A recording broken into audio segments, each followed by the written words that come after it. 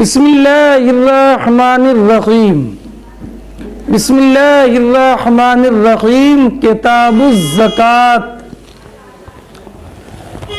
حضرت امام بخاری رضی اللہ تعالی عنہ نے اپنی کتاب میں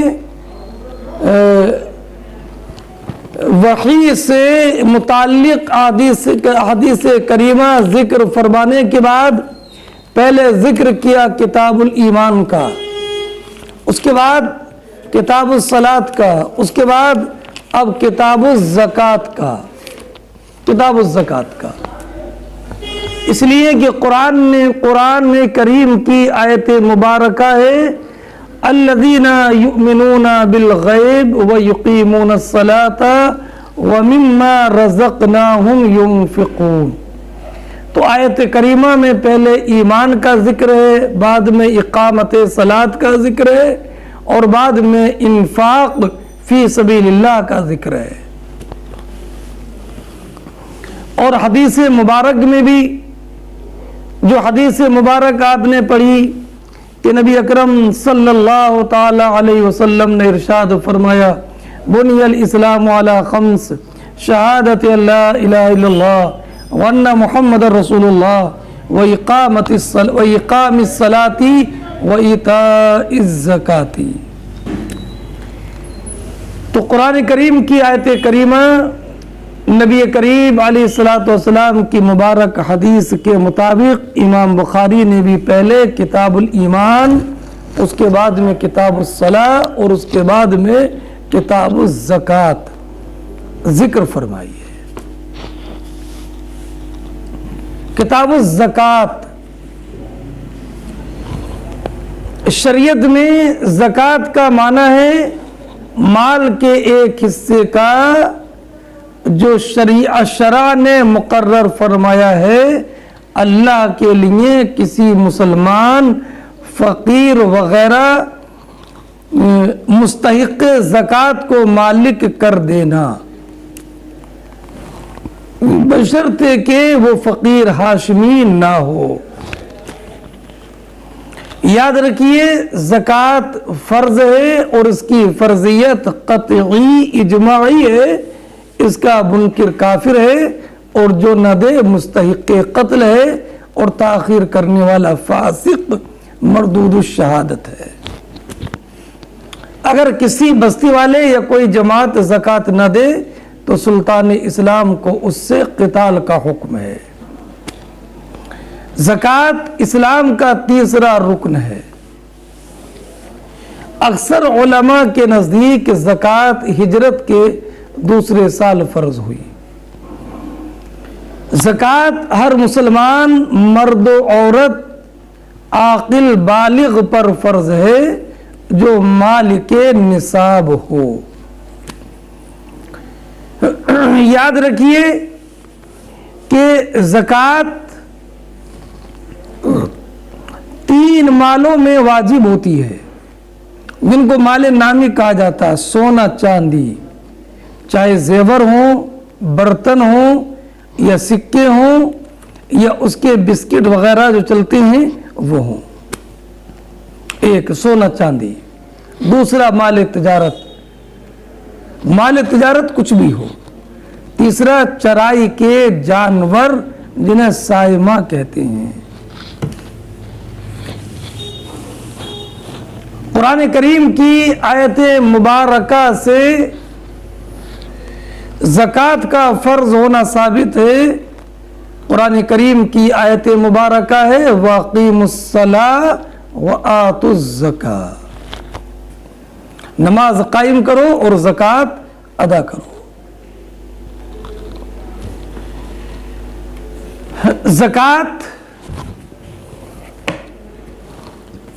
زکوٰۃ کے واجب ہونے کی شرط ملک نصاب حولی، یعنی انسان مالک نصاب ہو اور اس نصاب پر سال گزر گیا ہو۔ زکوٰۃ واجب ہے عاقل بالغ پر، نابالغ کے مال میں زکوٰۃ واجب نہیں ہے۔ نابالغ کے مال میں زکوٰۃ واجب نہیں ہے، اس لیے کہ نبی کریم صلی اللہ تعالی علیہ وسلم نے ارشاد فرمایا رفع القلم عن ثلاثۃ، تین انسان مرفوع القلم ہے، عن النائم حتی یستیقظ وعن الصبی حتی یحتلم وعن المجنون حتی یفیق۔ سونے والا مرفوع القلم ہے جب تک بیدار نہ ہو، بچہ مرفوع القلم ہے جب تک بالغ نہ ہو، مجنون پاگل مرفوع القلم ہے جب تک کہ وہ ہوش میں نہ آئے۔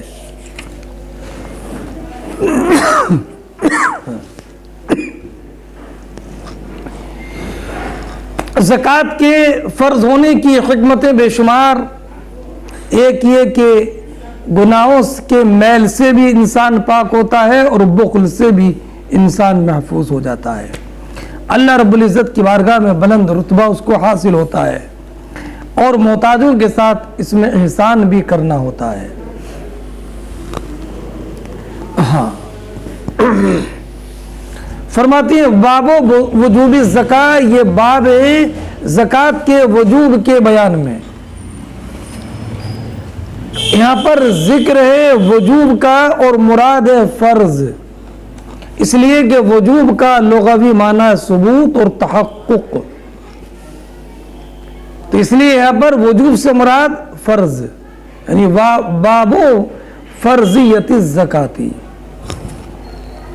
اور یہ کہا جائے کہ یہاں پر لفظ وجوب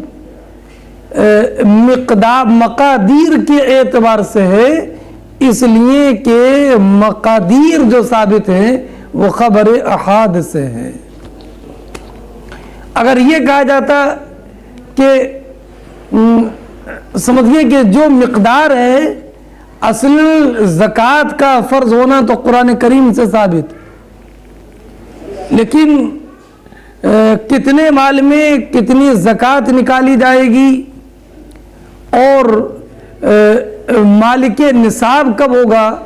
یہ ثابت ہے احادیث نبویہ سے، اس اعتبار سے مقادیر وجوب کے اعتبار سے جو ہے وہ لفظ مقادیر کے اعتبار سے لفظ وجوب بولا گیا ہے۔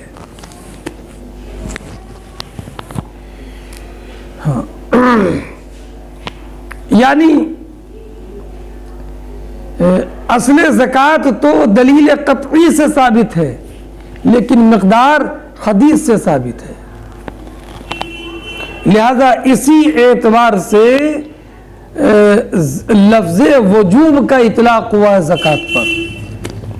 وقول اللہ تعالی وَأَقِيمُوا الصَّلَاةَ وَآتُوا الزَّكَاةَ، امام بخاری رضی اللہ تعالی عنہ نے آیت کریمہ کا یہ حصہ ذکر کر کے یہ ثابت کیا ہے، اشارہ کیا ہے کہ قرآن سے زکوٰۃ کی فرضیت ہے، زکوٰۃ کی فرضیت کا ثبوت قرآن کریم سے ہے، اس لیے کہ اللہ رب العزت نے فرمایا آتوا الزکاۃ، اور یہ امر ہے اور امر وجوب کے لیے آتا ہے۔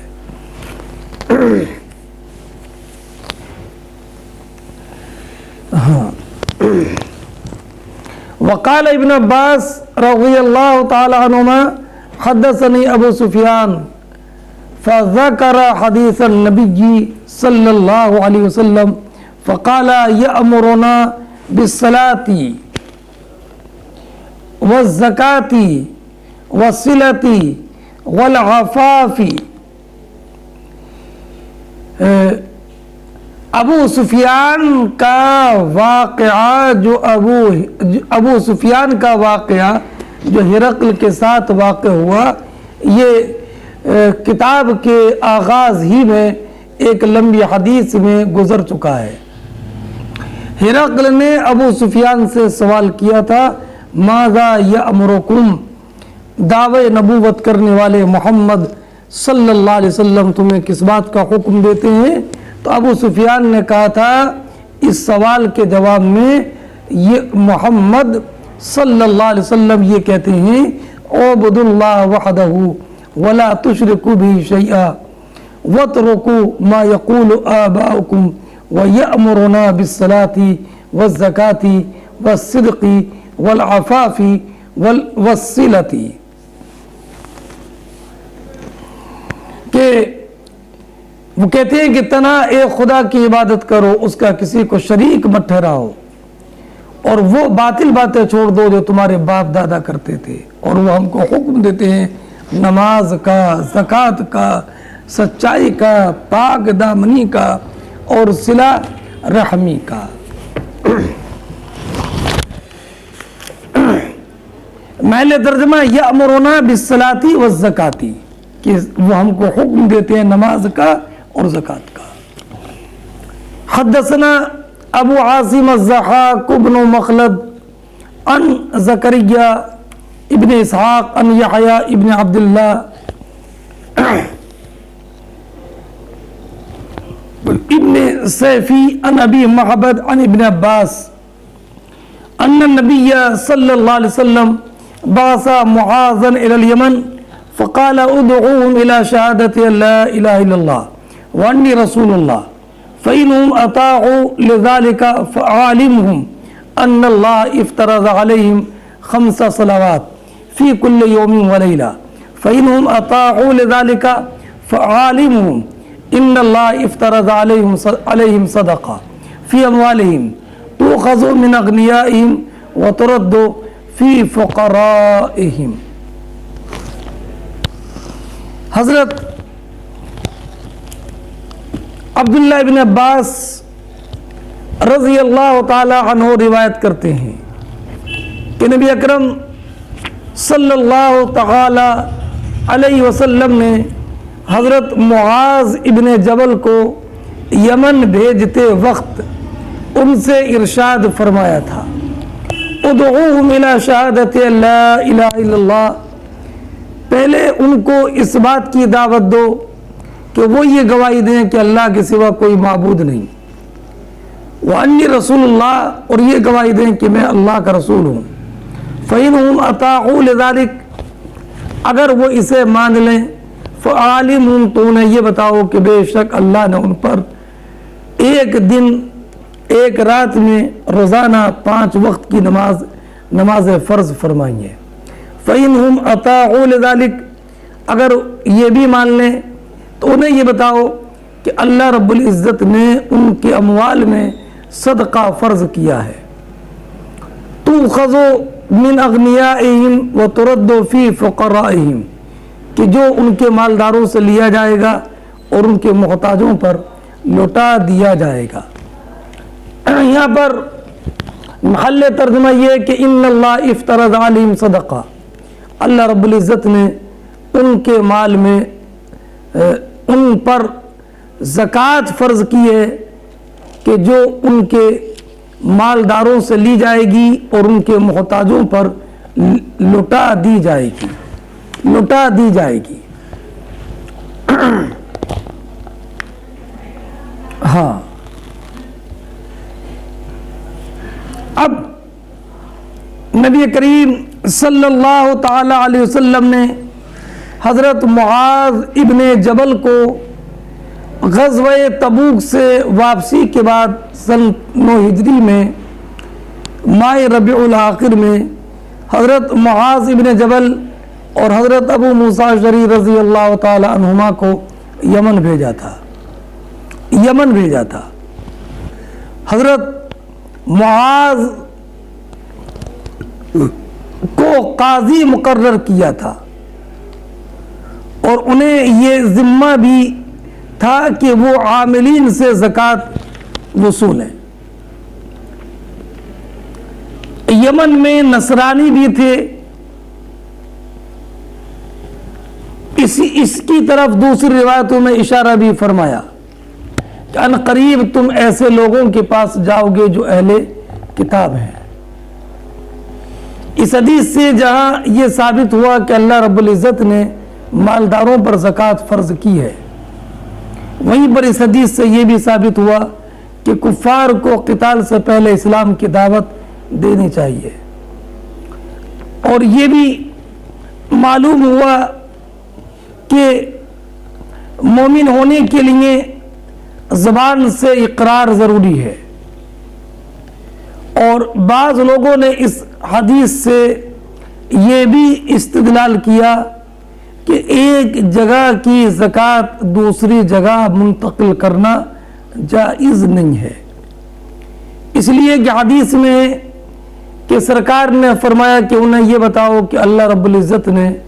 उन पर ज़कात फ़र्ज़ की है, तुख़ज़ु मिन अग़नियाइहिम, जो उनके मालदारों से ली जाएगी, व तुरद्दु फ़ी फ़ुक़राइहिम, और उनके मोहताजों पर लुटाई जाएगी। इससे मालूम हुआ कि जिस जगह के मालदारों से ज़कात ली जाए वहीं के फ़ुक़रा पर उसको तक़सीम किया जाए। और हमारे यहाँ बल्कि सारी उम्मत का इस बात पर इजमा है कि दूसरी जगह के फ़ुक़रा को अगर ज़कात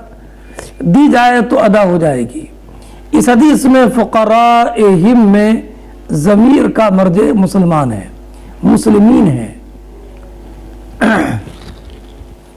और या ये कहा जाए कि ये इरशाद कि उनके फ़ुक़रा पर ज़कात लौटाई जाएगी, उनको दी जाएगी उस शहर के फ़ुक़रा को, ये बतरीक़े इस्तिहबाब ख़ास उन लोगों के लिए इस बिना पर था कि वहाँ के। तो मैंने आपको बताया कि महल्ले तर्जुमा इस हदीस में ये जुमला है, इन्नल्लाह इफ्तरज़ अलैहिम सदक़तन फ़ी अमवालिहिम, कि बेशक अल्लाह ने उनके मालों में ज़कात फ़र्ज़ की है। सदक़ा से मुराद ज़कात है, जैसे कि कुरान करीम की आयत मुबारका है, इन्नमस सदक़ातु लिल फ़ुक़राई, तो सदक़ात से मुराद ज़कात है। और सरकार ने फरमाया तुख़ज़ु मिन अग़नियाइहिम व तुरद्दु फ़ी फ़ुक़राइहिम, और उनके फ़ुक़रा में उसको तक़सीम कर दिया जाएगा, यानी उनको लुटा दिया जाएगा और फ़ुक़रा को मालिक बना दिया जाएगा। इससे ये मालूम हुआ कि जो असनाफ़ मसारिफ़ ज़कात हैं उन सबको माल ज़कात देना लाजिम नहीं है, बल्कि अगर किसी एक को, एक सिन्फ को भी दे दिया, जैसे फ़कीर या मिस्कीन या इब्न सबील को, तो भी ज़कात अदा हो जाएगी। हद्दसना हफ्स इब्न उमर क़ाल हद्दसना शुअबा अन मुहम्मद इब्न उस्मान इब्न अब्दुल्लाह इब्न मौहब अन मूसा इब्न तलहा अन अबी अय्यूब अन्ना रजुलन क़ाल लिन्नबी सल्लल्लाहु अलैहि वसल्लम अख़बिरनी बिअमलिन युदखिलुनी अल जन्नह, युदखिलुनी अल जन्नह।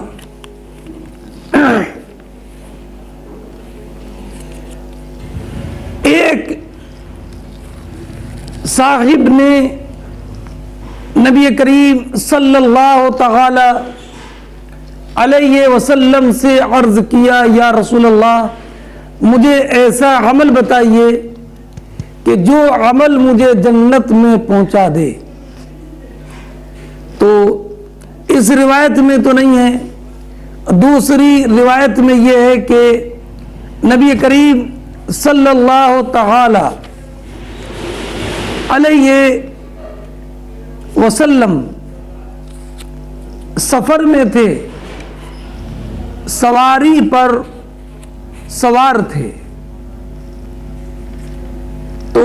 एक साहिब ने नबी करीम सल्लल्लाहु तआला अलैहि वसल्लम की ऊँटनी की नकेल पकड़ कर ये कहा, या रसूल अल्लाह, मुझे ऐसा अमल बताइए कि अगर मैं उस पर अमल कर लूँ तो मैं जन्नत में दाखिल हो जाऊँ, जन्नत में दाखिल हो जाऊँ। और इन्होंने नबी करीम अलैहिस्सलातु वस्सलाम की ऊँटनी की नकेल पकड़ करके कहा। तो नबी अकरम सल्लल्लाहु तआला علیہ وسلم سے جب یہ سوال کیا اونٹنی کی نکیل پکڑ کر، تو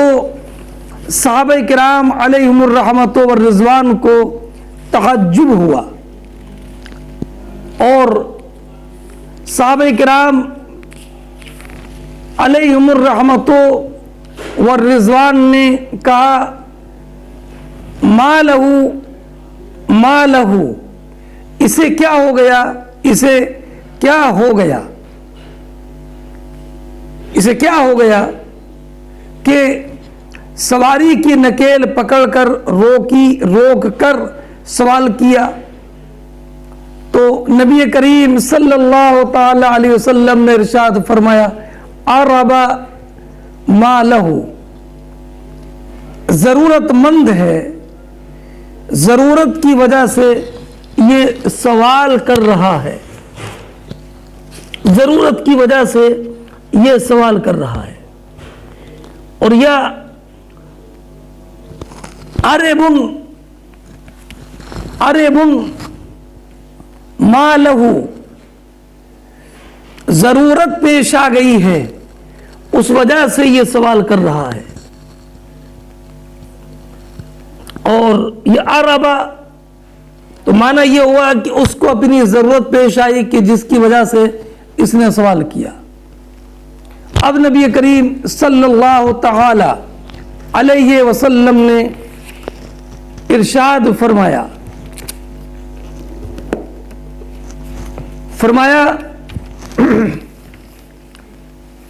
تعبد اللہ ولا تشرک به شیئا، تم تنہا ایک خدا کی عبادت کرو، تنہا خدا کی وحدہ لا شریک لہ کی عبادت کرو، اس کے ساتھ کسی کو شریک مت، تعبد اللہ ولا تشرک به شیئا، اللہ رب العزت کی عبادت کرو اور اس کے ساتھ کسی کو شریک نہ ٹھہراؤ۔ وَتُقِيمُ الصَّلَاةَ،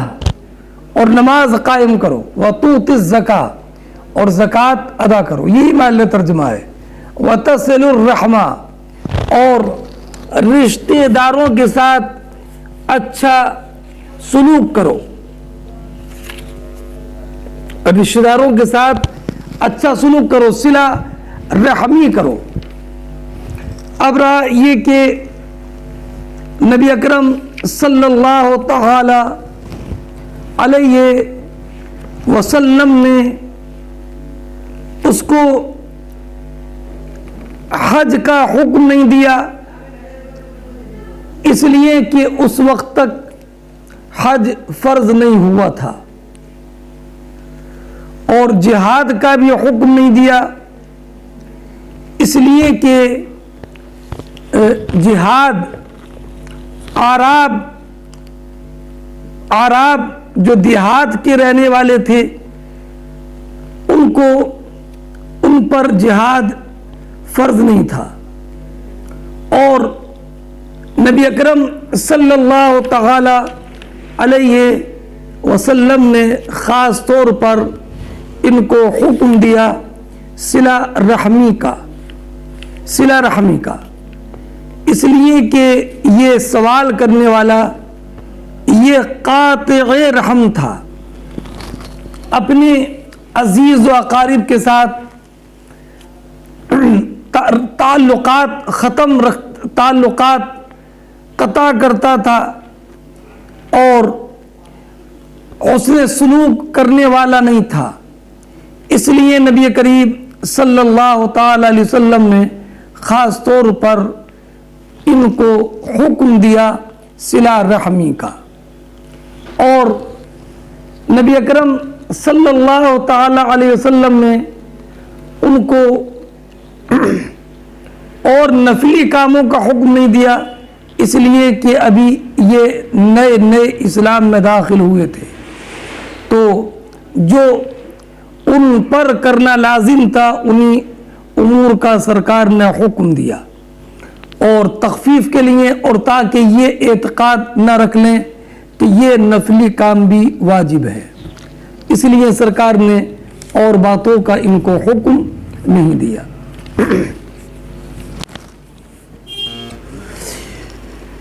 مطابقت ترجمۃ الباب سے اس قول میں وَتُؤْتِ الزَّكَاةَ، اس لیے کہ ایتائے زکوٰۃ کا ذکر اقامت صلاۃ کے بعد ہے، اور اقامت صلاۃ کا ذکر توحید کے بعد ہے۔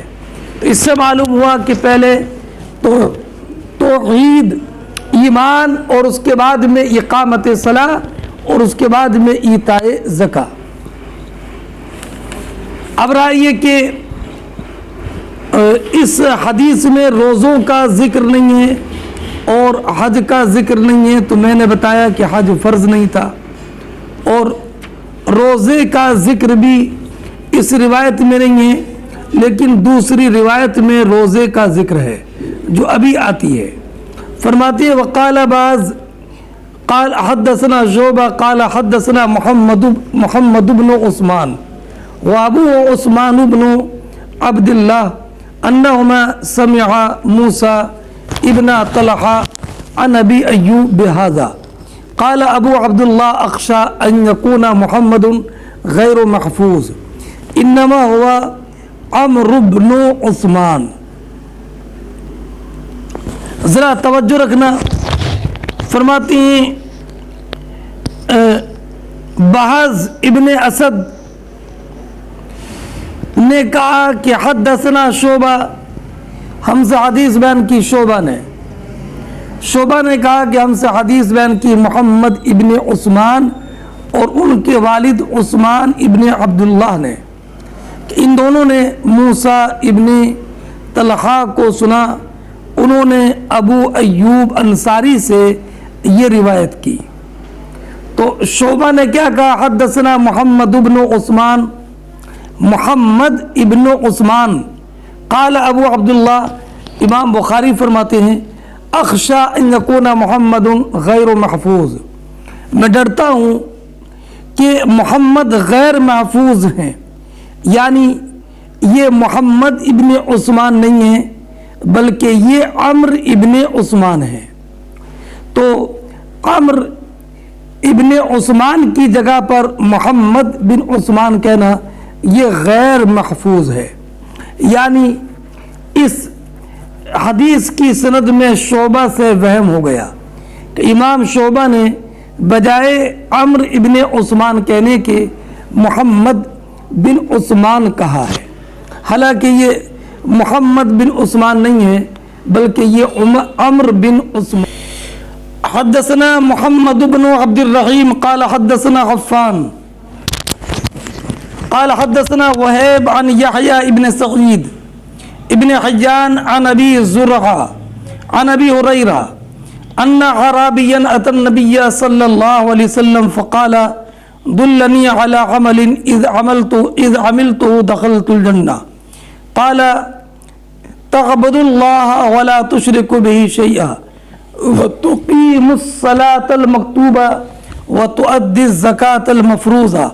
وتصوم رمضان قال والذي نفسي بيده لأزيد على هذا فلما ولى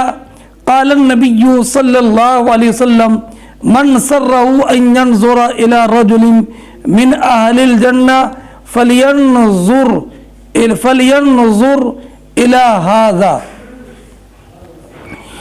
فرماتے ہیں ابو ہریرہ رضی اللہ تعالی عنہ کہ ایک اعرابی نبی اکرم صلی اللہ تعالی علیہ وسلم کی بارگاہ میں حاضر ہوئے، ایک اعرابی، اور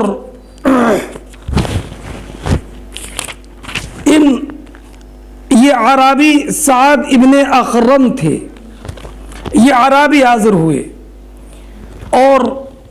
نبی کریم صلی اللہ تعالی علیہ وسلم کی بارگاہ میں عرض کی یا رسول اللہ مجھے ایسے عمل پر رہنمائی کر دیں کہ جب میں وہ عمل کروں تو میں جنت میں داخل ہو جاؤں۔ تو نبی کریم علیہ الصلوۃ والسلام نے ارشاد فرمایا اللہ رب العزت کی وحدانیت کے پر اعتقاد رکھو، یعنی یہ اعتقاد رکھو کہ اللہ رب العزت ایک ہے، اس کا کوئی شریک نہیں، وہی قابل عبادت ہے، اسی کی عبادت کرو اور اس کے ساتھ کسی کو شریک نہ ٹھہراؤ، فرض نماز قائم کرو اور فرض زکوٰۃ ادا کرو اور رمضان کے روزے رکھو۔ تو ان اعرابی نے یہ سن کر کہا والذی نفسی بیدہ لازید علی ھذا، قسم اس ذات کی کہ جس کے قبضہ و قدرت میں میری جان ہے، میں ان پر زیادہ نہیں کروں گا، یعنی بجائے 4 رکعت کے 5 رکعت نماز نہیں پڑھوں گا، یا بجائے رمضان کے روزہ رکھنے کے میں ایک الگ سے عید کا روزہ رکھوں، ایسا نہیں کروں گا، فرائض کی ادائیگی میں کوئی اضافہ نہیں کروں گا۔ اور یہ مطلب یہ تھا کہ میں اپنی قوم تک آپ کے پیغام کو پہنچانے میں اپنی طرف سے کوئی اضافہ نہیں کروں گا۔ تو جب یہ واپس ہوئے تو نبی کریم علیہ السلام نے ارشاد فرمایا کہ جس کو جنتی دیکھنے کی خوشی ہو وہ ان کو دیکھ لے، جس کو جنتی دیکھنے کی خوشی ہو وہ ان کو دیکھ لے کہ یہ جنتی ہیں۔ اب رہا یہ معاملہ کہ اس روایت میں جو یہ کہا اعرابی نے کہ میں اس پر کوئی زیادتی نہیں کروں گا، تو میں نے بتا دیا یعنی فرائض پر اضافہ نہیں کروں گا، جتنی نمازیں فرض ہیں اتنی نمازیں پڑھوں گا۔ ہاں، اب اس حدیث میں نبی کریم علیہ السلام نے یہ فرمایا کہ جس شخص کو خوشی ہو کہ وہ کسی جنتی کو دیکھے تو اس کو دیکھ لے۔ تو ظاہر یہ ہے کہ نبی کریم علیہ السلام کو علم تھا کہ آپ نے جو کچھ اس شخص کو بتایا ہے وہ اس پر عمل کرے گا اور تا حیات اس پر عمل کرتا رہے گا اور موت کے بعد جنت میں داخل ہو جائے گا۔ اس سے سرکار کا علم غیب ثابت ہوا۔ اب رہا کہ نبی کریم علیہ السلام نے جن صحابہ کو جنت کی بشارت دی ہے وہ تو معین ہیں اور وہ 10 ہیں، اور جن کو عشرہ مبشرہ کہتے ہیں تو وہ ان 10 میں تو یہ اعرابی ہے نہیں۔ تو اس کا جواب یہ ہے کہ اس حدیث سے ان کی تعداد میں اضافہ کیا جائے گا، اس لیے کہ نبی اکرم علیہ السلام نے 10 صحابہ کے علاوہ دیگر صحابہ کو بھی یہ بشارت دی ہے، جیسے کہ آپ نے امام حسن اور امام حسین رضی اللہ تعالی عنہما کے متعلق فرمایا کہ وہ جنت کے جوانوں کے سردار ہیں، اور حضرت جعفر بن ابی طالب رضی اللہ تعالی عنہ کے متعلق فرمایا میں نے جعفر کو جنت میں فرشتوں کے ساتھ پرواز کرتے ہوئے دیکھا، اور حضرت خدیجۃ الکبریٰ رضی اللہ تعالی عنہ کے متعلق فرمایا کہ حضرت جبریل علیہ السلام نے ان کے لیے جنت میں محل کی بشارت دی ہے۔ حضرت فاطمہ الزہرا طیبہ طاہرہ سے متعلق فرمایا کہ حضرت مریم بنت عمران کے سوا یہ تمام جنتی عورتوں کی سردار ہیں، اور حضرت سعد ابن معاذ رضی اللہ تعالی عنہ کے متعلق فرمایا کہ جنت میں ان کے رومال ریشم سے زیادہ ملائم ہیں۔ حضرت ثابت ابن قیس رضی اللہ تعالی عنہ کے متعلق فرمایا کہ وہ اہل جنت سے ہیں، اور آپ نے یہ بھی فرمایا کہ جنت 3 آدمیوں کے مشتاق ہے، حضرت علی، حضرت عمار، حضرت سلمان فارسی، اور حضرت عبداللہ ابن سلام رضی اللہ تعالی عنہ کے متعلق فرمایا وہ جنت کے 10ویں شخص ہیں، اور حضرت حفصہ رضی اللہ تعالی عنہ کے متعلق فرمایا کہ مجھے حضرت جبریل نے بتایا یہ جنت میں آپ کی زوجہ ہے، اور حضرت عائشہ رضی اللہ تعالی عنہا سے فرمایا میری ازواج جنت میں ہوں گی، تم بھی انہی میں سے ہو۔ تو لا محالہ جنت کی بشارت صرف 10 صحابہ کے ساتھ خاص نہیں ہے، اور ایک جواب یہ کہ عشرہ مبشرہ کی خصوصیت یہ ہے کہ ان 10 صحابہ کو یک بارگی جنت کی بشارت دی، اور یہ اس کے منافی نہیں کہ دوسروں کو جنتی ہونے کی بشارت مختلف اوقات میں دی ہو۔ ہاں، اب سرکار نے جنتی کس کو فرمایا؟ اس اعرابی نے یہ کہا تھا کہ میں ان فرائض پر عمل کروں گا، تو آپ نے اس کو جنت کی بشارت دی۔ اس سے معلوم ہوا کہ جس نے توحید اور رسالت کی گواہی دی اور 5 نمازیں پڑھی، رمضان کے روزے رکھے، زکوٰۃ ادا کی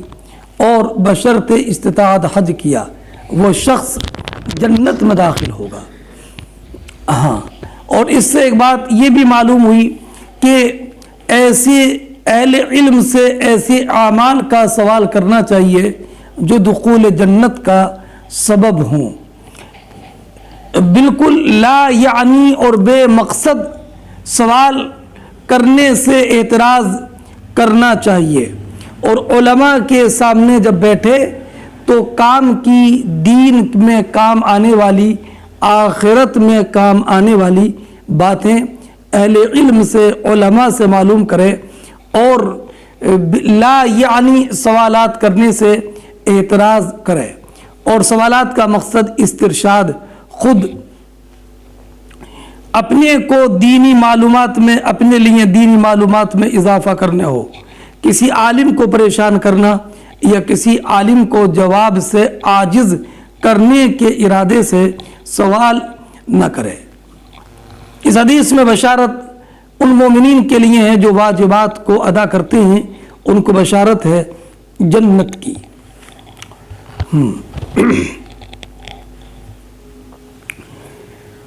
فرماتے ہیں حدثنا مسدد عن یحییٰ عن ابی حیان قال اخبرنی ابو زرعہ عن النبی صلی اللہ علیہ وسلم بہذا۔ فرماتے ہیں مسدد کہ ہم سے وہ روایت کرتے ہیں یحییٰ ابن سعید قطان سے، وہ روایت کرتے ہیں ابو حیان سے، وہ کہتے ہیں کہ ہمیں خبر دی ابو زرعہ نے عن النبی،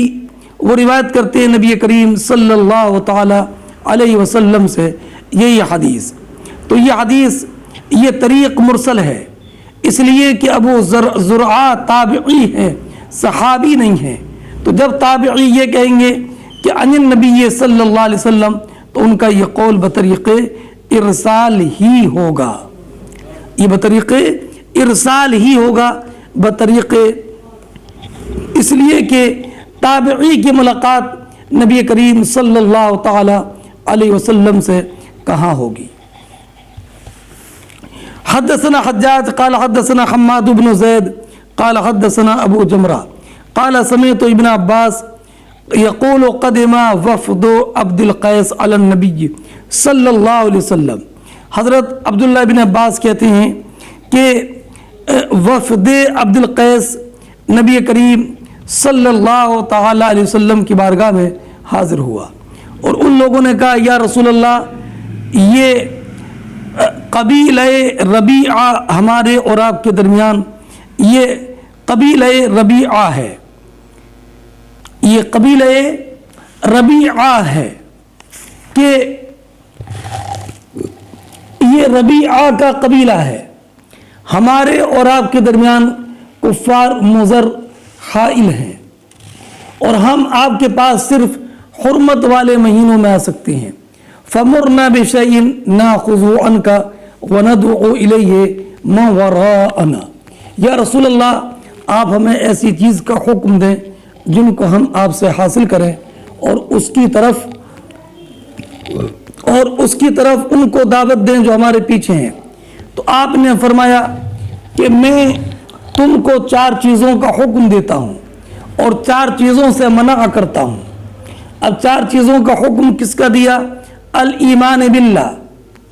الایمان باللہ و شہادت اللہ الہ الا اللہ، اللہ پر ایمان لانے کا، اور وہ یہ گواہی دینا ہے کہ اللہ کے سوا کوئی عبادت کا مستحق نہیں ہے۔ وَعَقَدَ بِيَدِهِ هَكَذَا، اور آپ نے اپنی انگلی سے ایک کا اشارہ کیا کہ عبادت کے لائق ایک کے سوا کوئی ایک خدا کے سوا کوئی دوسرا نہیں ہے۔ اب رہا یہ معاملہ کہ اس میں عطف ہے الایمان باللہ و شہادت اللہ الہ الا اللہ، تو ایمان باللہ تو یہ اس بات کی شہادت ہی تو ہے کہ اللہ کے سوا کوئی معبود نہیں ہے، تو اللہ کے ماں سوا معبود نہیں ہے، یہ شہادت ایمان ہے۔ تو پھر عطف کے ساتھ کیوں بیان فرمایا الایمان باللہ و شہادت اللہ الہ الا اللہ؟ تو اس کا جواب یہ ہے کہ یہ واو جو ہے، یہ واو عطف تفسیری کے لیے ہے، یعنی یہ واو ایمان کا کہ عطف تفسیری کے لیے ہے کہ ایمان باللہ یہ ہے کہ تم گواہی دو کہ اللہ کے سوا کوئی معبود نہیں ہے۔ یہ واو عطف تفسیری، تفسیر کس کی؟ ایمان کی۔ اور سرکار نے تو یہاں پر محل ترجمہ وَإِقَامِ الصَّلَاةِ وَإِيتَاءِ الزَّكَاةِ، اور سرکار نے حکم دیا کہ نماز قائم کرنے اور زکوٰۃ ادا کرنے کا، تو یہاں پر بھی ایمان کے بعد نماز ہے اور نماز کے بعد ایتاء زکوٰۃ، زکوٰۃ کی ادائیگی کا حکم ہے۔ وَأَن تُؤَدُّوا خُمُسَ مَا غَنِمْتُمْ، اور یہ کہ تم مال غنیمت میں سے 5واں حصہ ادا کرو۔ وَأَنْهَاكُمْ عَنِ الدُّبَّةِ، اور میں تم کو 4 چیزوں سے منع کرتا ہوں، دبہ سے، حنتم سے، نقیر سے اور مزفت سے۔ اور سلیمان اور ابو النعمان نے کہا عن حماد الایمان باللہ شہادت اللہ الہ الا اللہ، اس میں عطف تفسیری نہیں ہے۔ شہادت الایمان باللہ و شہادت اللہ الہ الا اللہ نہیں ہے، شہادت اللہ الہ الا اللہ، اس میں واو جو بیچ میں تھی، واو جو عطف تفسیری کے لیے تھی، وہ اس میں نہیں ہے۔ اس سے معلوم ہوا کہ یہ جو واو ہے یہ عطف تفسیری کے لیے تھی۔ یہ حدیث 53 نمبر کی حدیث میں اس کی مکمل تشریح گزر چکی ہے، آپ اس کو سن لیجئے۔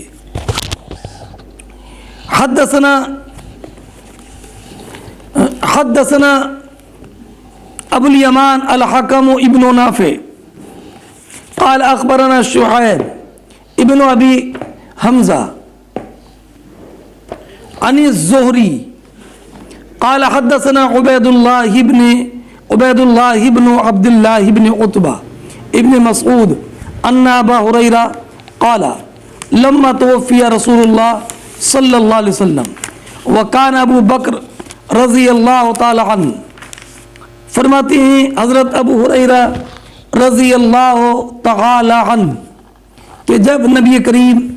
صلی اللہ تعالی علیہ وسلم کا وصال ہو گیا، وکان ابو بکر، اور ابو بکر صدیق رضی اللہ تعالی عنہ خلیفہ ہو گئے، وَكَفَرَ مَنْ كَفَرَ مِنَ الْعَرَبِ، اور عرب میں سے جس نے کفر کرنا تھا اس نے کفر کیا۔ تو حضرت عمر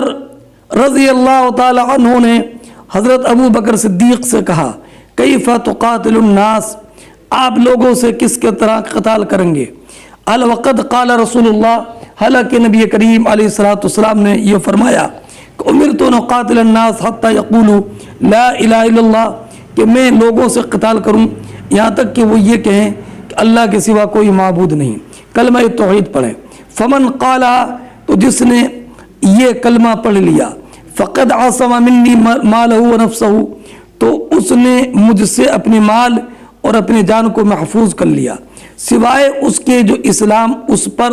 اسلام کا حق ہو، وہ حساب ہو۔ اب اس حدیث کے مختلف الفاظ پر غور کر لیں۔ وَقَانَ ابو بکر اے خلیفتاً، اور ابو بکر صدیق رضی اللہ تعالی عنہ خلیفہ مقرر ہو گئے۔ ابو داود شریف کی روایت میں ہے استخلف ابو بکر بعدہ، نبی کریم علیہ الصلوۃ والسلام کے بعد ابو بکر کو خلیفہ بنا دیا گیا. وَكَفَرَ مَنْ كَفَرَ مِنَ الْعَرَبِ، اور عرب میں سے کفر کیا جنہوں نے کفر کیا. یہ کفر کرنے والے دو قسم کے لوگ تھے. ایک تو وہ جو دین سے مرتد ہو گئے، ملت اسلامیہ سے دور ہو گئے اور اپنی کفر کی طرف لوٹ گئے. یہی ابو ہریرہ کی مراد ہے، یہی جماعت ابو ہریرہ کی مراد ہے اپنے اس قول سے وَكَفَرَ مَنْ كَفَرَ مِنَ الْعَرَبِ سے. اور یہ فرقے کی دو جماعتیں تھیں. ایک تو اصحاب مسیلمہ کذاب اور ایک اصحاب مسیلمہ کذاب اور اصحاب اسود عنسی. اصحاب مسیلمہ کذاب یہ وہ لوگ تھے جنہوں نے مسیلمہ کذاب کے دعوے نبوت کی تصدیق کی تھی. اور اصحاب اسود عنسی وہ لوگ تھے کہ جو کہ نبی کریم صلی اللہ تعالی علیہ وسلم کی نبوت کے منکر تھے. تو حضرت ابو بکر صدیق رضی اللہ تعالی عنہ نے اصحاب مسیلمہ اور اصحاب اسود عنسی سے قتال کیا، یہاں تک کہ مسیلمہ یمامہ میں مارا گیا اور عنسی صنعاء میں مارا گیا اور یہ اکثر ہلاک ہو گئے. ایک مرتدین کی ایک جماعت یہ تھی اور مرتدین کی دوسری جماعت وہ لوگ تھے جنہوں نے کہ احکام شرع کا انکار کیا، نماز کو چھوڑ دیا، زکوٰۃ کو چھوڑ دیا، تمام امور دین کو چھوڑ دیا اور پھر اسی طرف لوٹ گئے جس طرف کے دور جاہلیت میں تھے. تو یہ دونوں جماعتیں یہ مرتدین کی تھیں. اور ایک دوسری قسم ان لوگوں کی تھی جو نماز اور زکوٰۃ کے درمیان تفریق کرتے تھے، نماز کا اقرار کرتے تھے اور زکوٰۃ کی فرضیت کے منکر تھے. اور زکوٰۃ امام کے پاس پہنچانا ہے، امام کو ادا کرنا ہے، اس کے وجوب کے منکر تھے. اور یہ حقیقتاً باغی تھے، مگر اس زمانے میں ان کو باغی نہیں کہا گیا. ان کو باغی کہنے کی، باغیوں سے قتال کی تاریخ حضرت علی ابن ابی طالب رضی اللہ تعالی عنہ کے دور میں ہوئی. اس وقت میں ان کو بھی شمار کیا گیا مرتدین کی جماعت میں. لہذا اس لیے کہ مرتدین کی جماعت کا معاملہ ہی اہم تھا. ہاں، اب حضرت عمر ابن خطاب رضی اللہ تعالی عنہ کو مرتدین کی دونوں جماعتوں سے قتال کرنے میں اختلاف نہیں تھا. اختلاف اس جماعت سے قتال کرنے میں تھا جو جماعت کے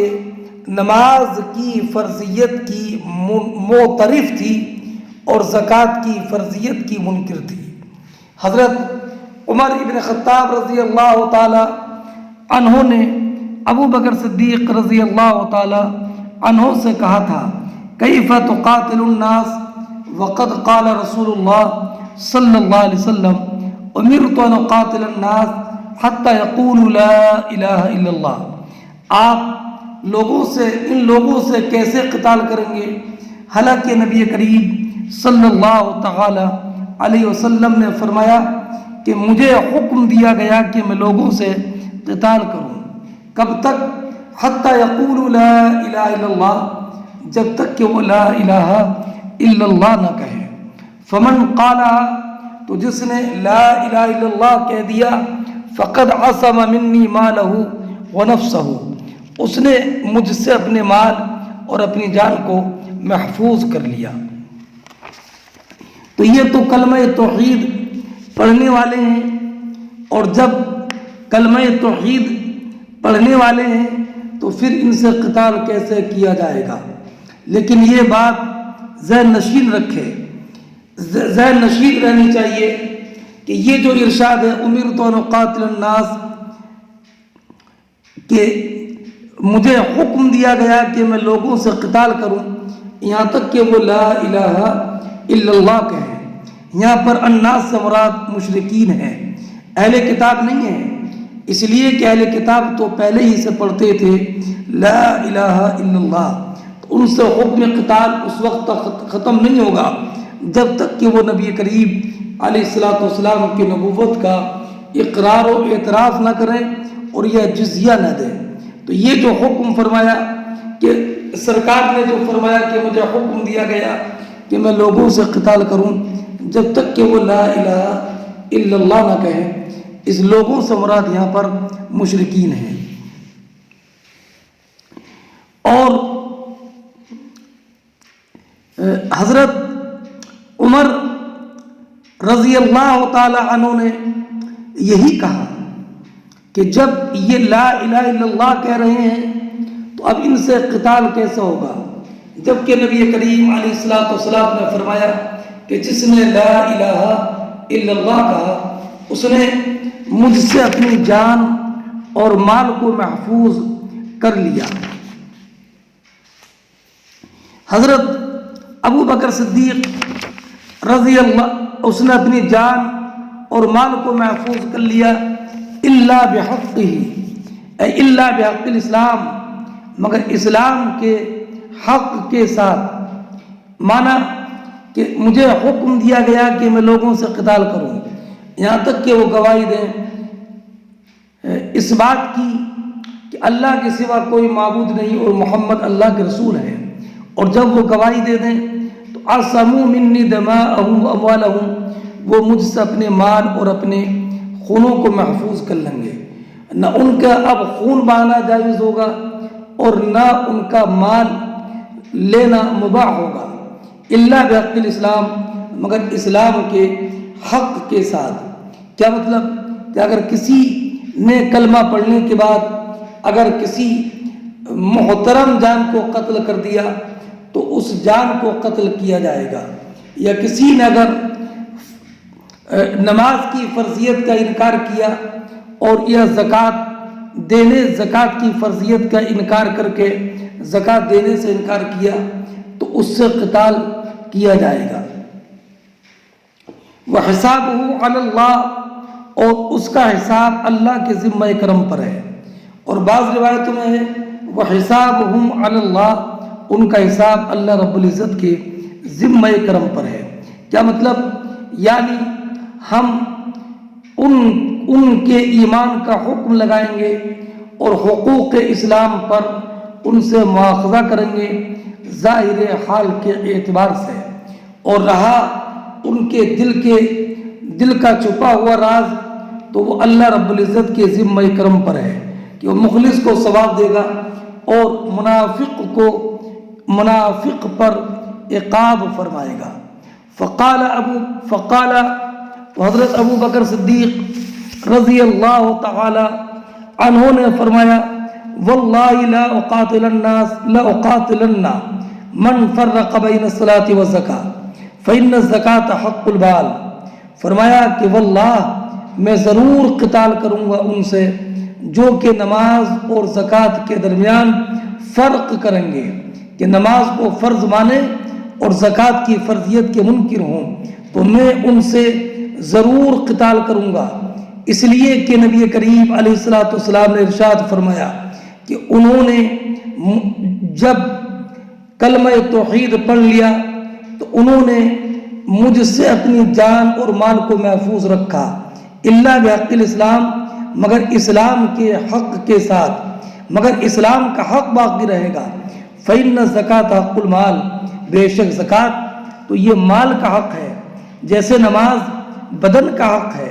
تو جیسے نماز کی فرضیت کا اقرار اور اعتراف ضروری ہے کہ وہ نماز حق بدن ہے، ایسی زکوٰۃ کی فرضیت کا اعتراف و اقرار ضروری ہے، اس لیے کہ زکوٰۃ یہ حق مال ہے، زکوٰۃ حق مال ہے۔ حاصل یہ ہوا کہ کلمہ توحید پڑھنے کی وجہ سے ان کے خون اور مال کی عصمت یہ معلق ہے دو شرطوں کے ساتھ، معلق ہے اپنی اس کی عصمت کے شرطوں کو پورا کرنے کے ساتھ۔ وہ شرط کیا؟ کہ نماز قائم رکھیں اور زکوٰۃ دیں، نماز قائم رکھیں، نماز فرض جانیں اور زکوٰۃ فرض مان کر زکوٰۃ کو ادا کریں۔ لہذا اگر ایک شرط کو پوری کرتے ہیں کہ نماز تو پڑھتے ہیں، نماز کو فرض مانتے ہیں، لیکن زکوٰۃ ادا نہیں کرتے ہیں، تو ان کے اس کلمہ توحید پڑھنے کی وجہ سے ان کی جانیں محفوظ نہیں ہوں گی۔ اس لیے کہ دوسری روایت میں ہے عبداللہ ابن عمر کی کہ نبی کریم صلی اللہ تعالی علیہ وسلم نے فرمایا امرت ان اقاتل الناس حتی یشہدوا ان لا الہ الا اللہ وان محمد رسول اللہ ویقیموا الصلاۃ ویؤتوا الزکاۃ۔ اب رہا یہ معاملہ کہ نماز اور زکوٰۃ ہی کی تخصیص کیوں فرمائی کہ جو نماز اور زکوٰۃ میں فرق کرے گا میں اس سے قتال ضرور کروں گا، اس لیے کہ نماز اور زکوٰۃ، نماز عبادت بدنیہ میں اصل ہے اور مال عبادت مالیہ، اور زکوٰۃ عبادت مالیہ میں اصل ہے۔ اسی وجہ سے نماز کو عباد الدین کہا گیا اور زکوٰۃ کو قنطرۃ الاسلام کہا گیا۔ اور اللہ رب العزت نے قرآن کریم میں زیادہ کر نماز اور زکوٰۃ کا ذکر ایک ساتھ کیا ہے۔ اس لیے حضرت ابو بکر صدیق نے فرمایا کہ اگر کسی نے نماز اور زکوٰۃ میں فرق کیا اور نماز کی فرضیت کا اعتراف کیا اور زکوٰۃ کی فرضیت کا انکار کیا تو میں اس سے ضرور قتال کروں گا۔ اور فرمایا فَإِن وَاللَّهِ لَوْ مَنَعُونِي عَنَاقًا كَانُوا يُؤَدُّونَهَا إِلَى رَسُولِ اللَّهِ صلی اللہ علیہ وسلم لَقَاتَلَهُمْ عَلَى مَنْعِهَا، کہ واللہ اگر یہ زکوٰۃ میں بکری کا بچہ بھی دینے سے مجھے اگر زکوٰۃ کے بکری کا زکوٰۃ واللہ لو منعونی عناقا، اگر مجھ سے بکری کا بچہ جو زکوٰۃ میں نبی کریم علیہ الصلاۃ والسلام کو دیتے تھے اگر مجھے نہیں دیں گے تو لقاتلہم علی منعها، میں ضرور ان کے اس روکنے پر ان سے قتال کروں گا۔ بلکہ اگر بکری کا بچہ بھی بطور زکوٰۃ ان پر فرض ہے اور بطور زکوٰۃ یہ بکری کا بچہ نبی کریم علیہ الصلاۃ والسلام کی بارگاہ میں پیش کرتے تھے، اب بکری کا بچہ جو زکوٰۃ کا حصہ ہے، زکوٰۃ کا مال ہے، اگر وہ مجھے نہیں دیں گے تو اتنی زکوٰۃ روکنے پر بھی میں ان سے قتال کروں گا۔ اور بعض روایتوں میں عقال کا لفظ ہے، عقال کا معنی ہوتا ہے رسی، ہے نا، جس سے کہ اونٹ وغیرہ کو باندھا جائے، تو معنی یہ ہوگا اگر زکوٰۃ ایک رسی کی بھی فرض ہوگی اور وہ زکوٰۃ جو رسی کی شکل میں ہے، جو بطور زکوٰۃ رسی نبی کریم علیہ الصلاۃ والسلام کو دیتے تھے، اگر مجھے دینے سے باز رہیں گے اور انکار کریں گے تو میں ضرور ان سے قتال کروں گا۔ اس لیے کہ زکوٰۃ کا انکار یہ در حقیقت اسلام کے ایک رکن کا انکار ہے، اور انکار رکن اسلام کے انکار